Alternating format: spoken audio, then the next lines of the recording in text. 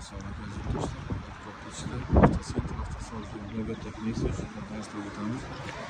2018 ishlab chiqarilgan yaxshi chexoli, polik, bar, hammasi tayyor, metallarni, qulflar ochilgan, bilishlar plaskasi bor. Yurttaşlar narxi 87 million so'm. 2018 yil 87 million so'm. Probeklari 126 millionga.